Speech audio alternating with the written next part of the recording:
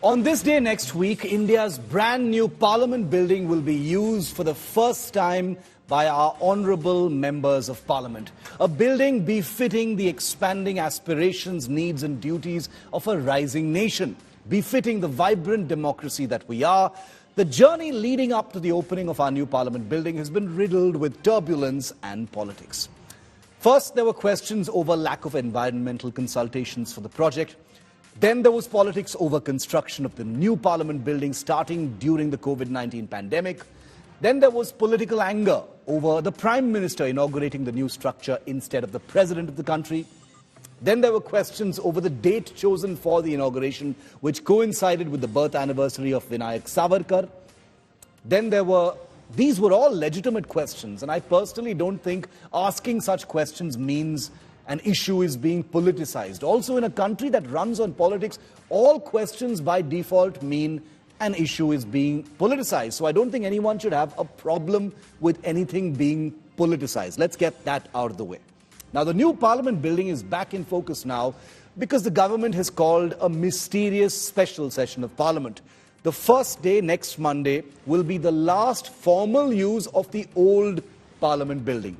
On the second day of the special session, that is September the 19th, that's Tuesday, 1 week from now, the new Parliament building will be open to our MPs. But as you know, none of our MPs, barring a handful, know what the agenda even is.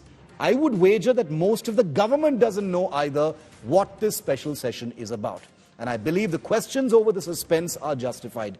We've seen a lot of anger and debate over the last few days on this subject. All I can say, though, is we will know soon, and until then, we will continue to ask the questions. But I wanted to end by mentioning one final bit of turbulence that sprung up this month over this upcoming special session. It was from the Uddhav Sena, which said holding the special session of Parliament over Ganesh Chaturthi, which falls on September 19th, goes against Hindu sentiments. This comment from virtually every senior leader of the party surprised me a little. I'm now an atheist, but I know enough to know that there couldn't possibly be a more fitting day to open India's new Parliament building than on Ganesh Chaturthi. Ganesh is considered the deity of new beginnings. He is revered across all religions, not just by Hindus, for what he represents in terms of Shubh Arambh and commitment to duty. So how does kicking off the new Parliament on Ganesh Chaturthi hurt Hindu sentiments? This has confused me, especially since in this sentimental democracy of ours, Parliament is the house of the people and the people are God.